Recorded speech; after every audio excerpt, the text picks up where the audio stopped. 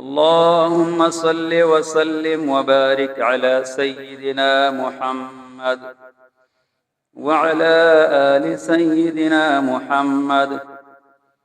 كما صليت وسلمت وباركت على سيدنا إبراهيم وعلى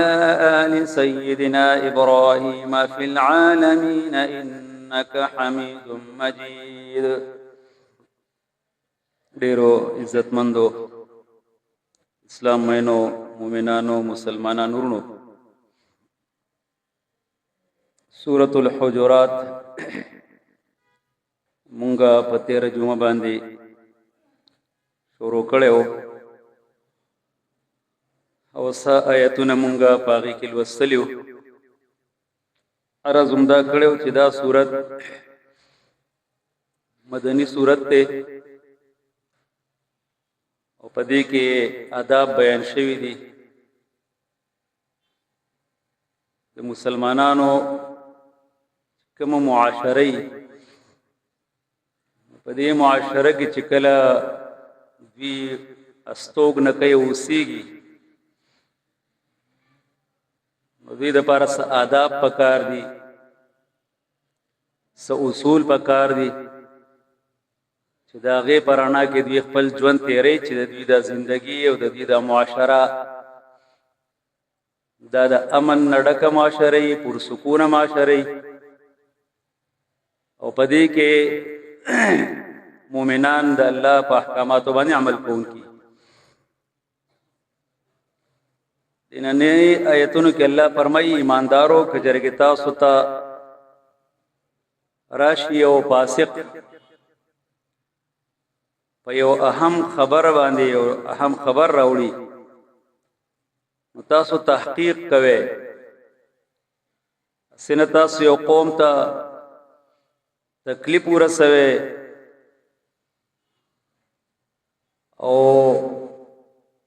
بیا تاسو په خپلو کړو باندې پیمانه نه دا تکلیف ورته ورسوي، مصیبت ورته ورسوي پنا خبره کې پنا پوهه کې او بیا تاسو بخپل کلو باندې ستومانه پوه شه بشک تاسو کې د الله رسول موجود دی کچره کې ډېرو خبرو امور کې تاسو خبره منی نو تاسو په مشکل کې پریو دی، لیکن الله تعالی تاسو ته ایمان محبوب کو او د تاسو په ځل کې مزین کو خیسته کو تاسو ته کوپر فسق او نافرمانی عصیان اغبط ښکار کړه او دغه صفات ول خلق دا پر صحیح لار باندې دي. د الله فضل او د الله نعمت ته الله علم ولو حکمت ول ذات د دې خو په خپل ځبانې شان نزول دی چې نبی کریم صلی الله علیه و آله وسلم د یو قبیلینا د زکات مال دراوړلو لپاره یو کس زمواري ولګولا او اغلاړو بیا واپس راغی پس یعنی زکات مال را نوړو بلکې هغه د په hebat راغی چې راغوي انکار وکړو زکات ورکولو نه. نبی کریم صلی الله علیه وسلم په هغه باندې ډیر زیات سخت خپشو غصه شو او دغه خلکو خلاف د کاروایی کولو تابعیا وکړه. ملګرو مرتمه بار بار تاکید کو چې او د زکات نه انکار کول خدا د اسلام قلاوه د خپل مرین او د خپل سټ نه استلی د دې خلاف اقدام کول وکړ دی. وسې کم چاته د چا په باره کې لګلیو هغه خلک سره د خپل سردار نه راغله هغه وی چیرې مونږ خوري خبر شوی چې تاسو استاد راغله دي او مونږ خو بالکل تابعدار یو او د زکات ورکول نه انکار نه کوو. نو الله تعالی د طرفنا هدایت راغله. ایماندارو که چرته د یو انسان تاسو ته خبر راوړي چې هغه خبر اهم وي، عام خبر نه چې پاغي باندې نور نتایج مرتب کیږي، داغي درس اثرات وي، نو د هغه خبرې تاسو تحقیق کوئ، د هغه تحقیق کوئ، بغیر تحقیق نه اقدام مکوئ، ځکه بغیر د تحقیق نه اقدام کول دا به تاسو چرته کې چاته به نقصان ورسوي، په دې خپل کړو باندې به تاسو بیا پیمانه. نو د دین بیا د شریعت ډیر شی علماء کرامو د دینه یعنی ډیر زیات اصول راځي دي، قوانین یې دینه مرتب کړی دي. ولوی خبره پدې کې دا چې یو کس پرس کا فاسق ته نو د فاسق د خبره خو خامخا تحقیق کیږي. خدا خبره چې کله راوړي او دا خبر صحیح ده، اهم خبري ضروری خبري چې پاګې باندې ما عرض کو چې نور نتایج دغه مرتب کیږي، د چا خلاف اقدامي چاته پاګې کې نقصان رسیدي شي. نو په دغه حالاتو کې به بیا هر خبر چې کم دینو پاګې باندې بداسس یقین نه کې، تحقیق وکې، او داغه سره سره چې کم سره مستور الحال له پرس کداغه حالات خو نه دی معلوم چې را دا فاسق ته او کدا نیک سره دی او عام خبري. نو په هغه کې د دې خبرې بیا ضرورت نشته چې خامخا دغه تحقیق وشي، یا د معمول عام خبرې دی او په هغه کې انسان پرس کې یو خبرو کې یو انسان پرس کده چا زیاده داخلي کې وغه اجازه غواړي، وز ددن نه ورته د اجازه ورکون کې چې کم دین او ورته چې راځه تراتلې شي داخلي دی شي. نو د دې خبرې ضرورت نشته چې دا د تحقیق وکړي شي، دا خبر د اجازه ورکون کې فاسق ته او کنه دا متقی انسان دی. یعنی د معمول په ژوندۍ کې د دې خبرې دومره ضرورت نشته. او وسره دام په کې حکم د اسلامي حکومت او مسلمانانو او حکمرانانو ته چې تاسو به د خپل پرس کې جاسوسي نظام هم دی، چې هر وخت کې خو حکومت د خپل ریاست د چلولو د پاره صدا سي ادارې د خلک مختص کړي چې هغه ریپورټینګ کوي. نو چې کله دا ریپورټ کوي نو په دې ریپورټینګ نه بعد هم تاسو ته تحقیق کوي. یعنی دا څه د مسلمانانو معاشره خو بدا څه نه چې هر وخت به خلک لګیا به یو د ادارې او په خلکو پورید بکې دغه پټ رازونه برا معلومه یقین خو الله منع کړی دا. او کپرس ک بیام داسي چې یو خبره راشي نو د هغه هم تحقیق کوي چې تحقیق راوړون کې دا کوم خبر راوړون کې دا واقعي به خپل خبره کې صادق دی او کنه دا د خپل خبرې د کې صادق او رښتونه نه دی. نو پدې کې دا اصول راغلا دې سره سرونو مونږه چونکه دا زمانہ ډیره زیاته د دې سوشل میډیا د وجې نه او د دې په بنیاد باندې خبرونه ډیر زیات خوريږي. یعنی د اطلاعات او نشریات په لحاظ سره دا زمانہ د خبرونو یو برماري هر وخت نوې خبر. نو پدې کې احتیاط کول پکار دي. یعنی چې کله یو سیز یو انسان نشر کوي او اگر نور خلقو ته رسي نو د دې سیز د تحقیقو کې دا سیس ټیک ته او غلط ته، ځکه دین خو نور خلق متاثر کیږي کنه. تا یو پوسټ کو،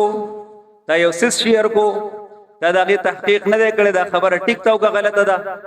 خو تعالی مخه لراغه د مخه سره دی مخ کې فارورډ کو. نو دام پدې کې راځي تحقیق کوا، یا پدې کې پدې سوشل میډیا باندې ډېر شي احادیث ګرځي چالي کلی دا د الله د پیغمبر صلی الله علیه وسلم حدیث ته. نو ته چې مخ کې فارورډ کې نو دغه تحقیق کا واقعي حدیث ته وکنه دی، ځکه پرس کا د الله د پیغمبر صلی الله علیه وسلم وینا مبارک نه حدیث نه او عام یو خبره او چا ورته د الله د پیغمبر حدیث سولې کو قال رسول الله. نو موږ مخ ویلو هر قال رسول الله کو حدیث نه کنا، ډیر خبره د خپل ځان نه جوړ کړي شوی دي.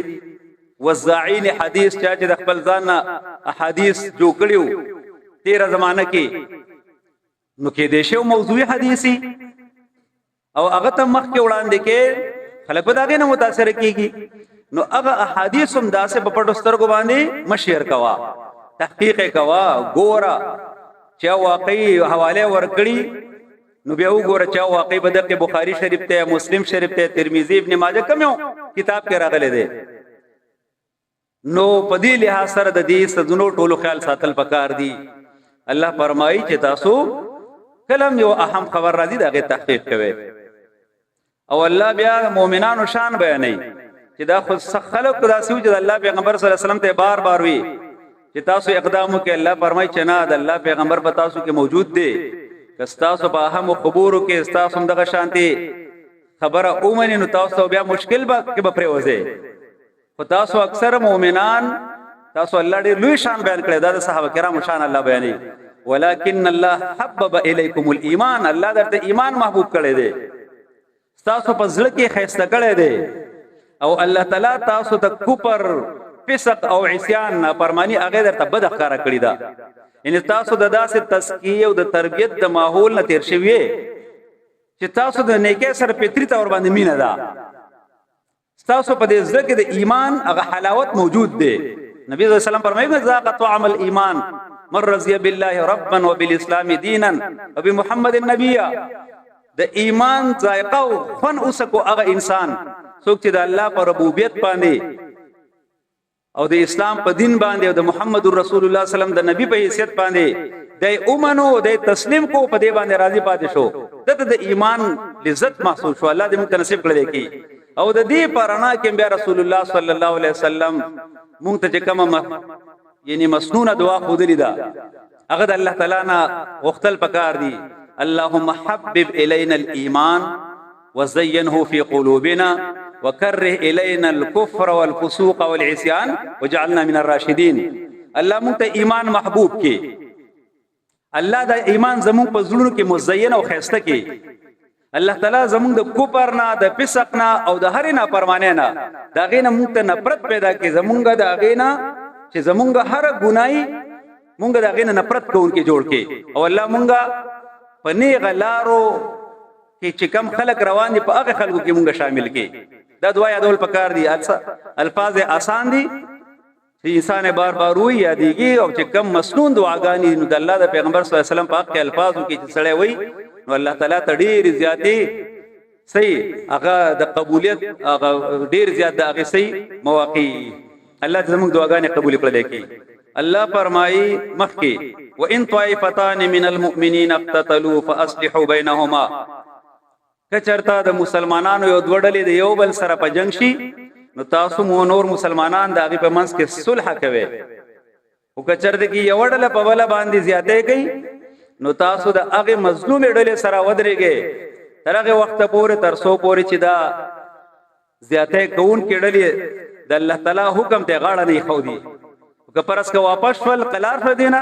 نو بیا د هغه په منځ کې فیصله کوي په عدل باندې او په انصاف باندې.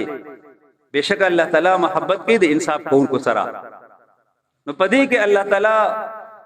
مونږ ته خو بیان شوی دی او د اسلامي معاشره خدا سے وي چې باغی کې برور ولی مینه وي محبت وي پکې. چونکه انسانان دي نو د انسانانو په منځ کې بکلا ناکله سره راځي، باغی کې با یعنی دیوبل سره به کدورت راځي، اپ اینڈ ډاونز به راځي، دیوبل سره به مخالفت او اختلاف به راځي. نو په دې صورت کې د مسلمانانو ذمہواری صدا، نو د مسلمانانو نورو خلکو ذمہواری دادا چې دا به دې ته تماشا به د دې نه کوي. دا څه باندې کې چیرې زما به سکار دی، زه خو نیوټرل یم، نه د یو سره شامل یم نه د بل سره شامل یم. نه دې کې د مسلمانانو کردار بدای چې دا به د دقیق جګړې د دې نزاع د ختمولو لپاره خپل صلاحیت استعمالي او د هغه د لپاره به کوشش کوي، منډه وهي، ځان بستړی کوي. نبی کریم صلی الله علیه و آله وسلم سیرت پدی باب کې زمونږ د لپاره کولاو دی. نبی کریم صلی الله علیه وسلم ته اطلاع میلاو شو د یو دو گروهونو د یو دو قبیلو په منځ کې ستوتو کار راغې. نبی کریم صلی الله علیه و آله وسلم لاړو دا غوی خواله او بلال رضی الله تعالی عنہ ته وی کومګه ایثار شنو ابو بکر رضی الله تعالی عنہ ته وایا چې هغه دی مونږ کی. نه د الله پیغمبر صلی الله علیه وسلم په خپل مسجد نبوي کې هغه مونږونه پاتې کړل او لاړو چرته کې د مسلمانانو په منځ کې چې کم د یو بل سره زړه بداواله راغله چې هغه ختم کی. ځکه نبی کریم صلی الله علیه و آله وسلم ابو دردا رضی الله تعالی عنہ فرمای، نبی کریم صلی الله علیه وسلم فرمایل تاسو ته زو خیمه الا اخبرکم آیت اوس خبردار کوم په یو افضل عمل باندې چې هغه تاسو د منځونو او صدقات او د روزونو افضل دی. صحابه کرام ورته بلا یا رسول الله د الله پیغمبره مونږ ته وایي مونږ خود دې خبرې شایقینو هدي متمنیو چې مونږ ته داسې یو عمل میلاو شي چې پاغي باندې الله ډیر زیات راضي کیږي. نو نبی کریم صلی الله علیه وسلم فرمایل اصلاح ذات البین، خپل منځ کې او د مسلمانانو په منځ کې صلح کول، داغه په منځ کې جوړ راوصل، داغه د لپاره مهنت کول، دا دومره لوی عمل دی چې دا د مونږ دا استاد روزي نه استاد صدقاتونه داغه اجر او عمل ثواب سیوا دی. ځکه قران عظیم شان کې الله فرمایي لا خیر فی کثیر من نجواهم، ډیرو جرګو کې او پډیرو بیٹکونو کې او پډیرو مجلسونو کې هیڅ خیر نشته دی الا من امر بصدقه او معروف او اصلاح بین الناس، مگر پدریو سيزونو کې تاسو جرګي وکې مشورې وکې یو بل سره، دا جایز دي. یو سره چې څوک د صدقې امر کوي، دویم د صلح د لپاره کوشش کوي، د خلکو په منځ کې او د معروف د لپاره صدقه مشوره کوي، د نیکو دام کولو د لپاره. نو پدې کې یعنی د مسلمانانو په منځ کې صلح راوصل ډیر شي احادیث په دې باب کې موجود دي. او بهر حال د مؤمنانو شان بدایي. نو کدو ګروهونه د یو بل سره جنگيږي طائفتانه،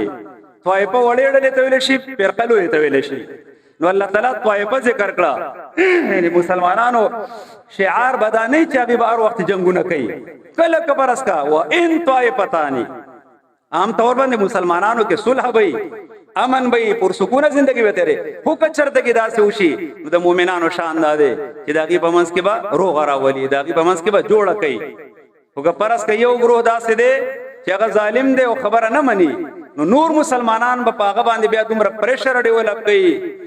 دومره به هغه سره بایکاټ وکړي یا د خلاف خپل پوره قوت استعمالي چې هغه دې ته آماده کې چسو کی دې غاړه کې دې صدا صلح تا. او بیا الله فرمایي چې کله واپس شي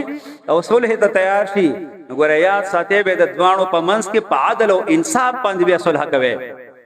یعنی هر وخت کې الله موږ فرمایي عدل کوي، انصاف کوي، ان الله يحب المقسطين،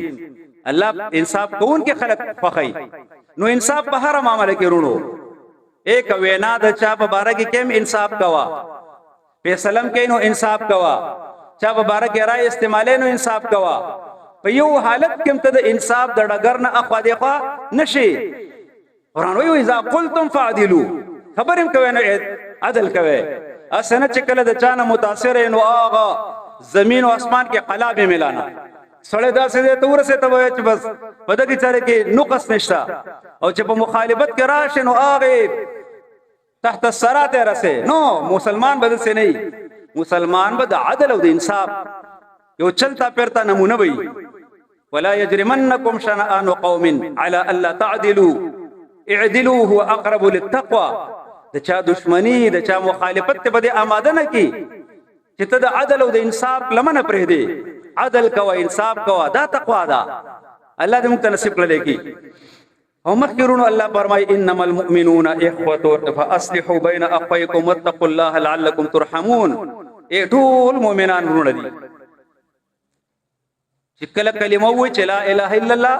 محمد رسول الله، نو دا یو مسلمان د بل مسلمان څخه شو رور شو. نو د رور چې مونږ کله واخلو نو مو وایو نو رور ولې څه ته ویلې شي؟ رور چاته ویلې شي؟ رور هغه څوک دی چې د هغه داسې رشتہ ده چې د دینه بل قریب رشتہ نشته ده. نو الله فرمایي چې کله تاسو وی چې لا اله الا الله محمد رسول الله، نو دا یو مسلمان د بل مسلمان سره جوړ شو، دا د غرور دی. نو دا غسر برور ولی پالی کدا هر څوک دی، که رشتہ دار دی او که غیر رشتہ دار دی، خو چې د کلمې په بنیاد باندې د دوی کله د یو بل سره یعنی دا رشتہ قائم شو، نو که یو په مشرق کې دی او بل په مغرب کې دی، دا مسلمانان رونه دی یو بل. انما المؤمنون اخوه. ذکر د دې په بنیاد باندې اسلام چې کوم برادری قائمین او هغه یونیورسل برادرهوډ دی، یعنی عالمی برادری ده د ټولي دنیا په سطح باندې. که یو انسان په هغه مشرق بعید کې اوسېږي او بل هغه په سکندینیوي او په ناروې کې اوسېږي، یو انسان تک تور دی او بل تک سپین دی مختلفې جبې وایونکې دي او چې کله وی چې لا اله الا الله محمد رسول الله نو دا مسلمان د بل مسلمان رور دی دا به داغه د پاره داغه خیر پای ولټي او بیا احادیث د نبی صلی الله علیه و آله وسلم مونږ چې ګورو نو باقي کې د دې ورولې د مضبوطوالي د پاره د دې ورولې د سټرنګتن کولو د پاره ډېر هدایت نبی صلی الله علیه وسلم فرمایلی دي نبی کریم صلی الله علیه وسلم فرمایي چې مسلمان د مسلمان رور دی المسلم اخو المسلم مسلمان د مسلمان رور دی لا یظلمه ولا یسلمه اے دا مسلمان د مسلمان رور دی په خپل باندې ظلم نه کوي د بل ظلم ته به پریدیم نه به یارو مددگار به نه پریدي او د قشان دا د مسلمان د یو انسان د شریر کېدو د پاره دا کافی ده یعنی چې دا انسان ډیر بدبخت او شریر انسان دی ای يحقر اخاه المسلم چې هغه خپل مسلمان رور ته سپک ګوري یعنی د بدترین انسان دغه دی چې مسلمان ته سپک ګوري نبی صلی الله علیه وسلم فرمایي بل حدیث کې مثل المؤمنین د مسلمانانو مثال په باهمي محبت تراحم کې او د یو بل باندې د عطف او د نرمه په لحاظ سره سده څنګه دی ک جسد الواحد د یو جسد په شانتی دی د یو باډې په شانتی دی په دې باډې او په جسد کې چې په یو اندام باندې کله درد او تکلیفي نو بل اندام د هغه سره ټول شپرونه وسره کنه ابو سر پته بکی کنه دا د مسلمانانو نو کده مشرق دی او کده مغرب دی دا د مسلمانانو حالت پي نبی کریم صلی الله علیه وسلم فرمایي کل المسلم علی المسلم حرام د یو مسلمان په بل مسلمان سدي حرام دي داغه د پاره سو دمه وماله وعرضه د مسلمان وینه به ول حرام دی بل مسلمان باندې د هغه مال حړپ کول په باطله طریقه باندې حرام او داغه عزت خرابول هغه په خبره کول هغه په پروپاګاندا کول داغه کیریکټر اساسینیشن کول دا څه دي حرام دي حرام نبی صلی الله علیه وسلم د حجۃ الوداع په موقع باندې تاسو کو د خلکونه دا کم ورځ دا کم خار دی دا کم میاشتا چې خلکو جواب ورکو په جواب کې نبی صلی الله علیه وسلم فرمایل پتا سو باندې حرام دي څنګه چې د دې ورځې د دې خار او د دې میاشتې حرمت ته د قشان د یو بل ویني به ول د یو بل عزتونه خرابول او د یو بل مالونه خراب کول د پتا سو باندې حرام دي دومره مسلسل تاکید دی مسلمان به بل مسلمان خیر خوای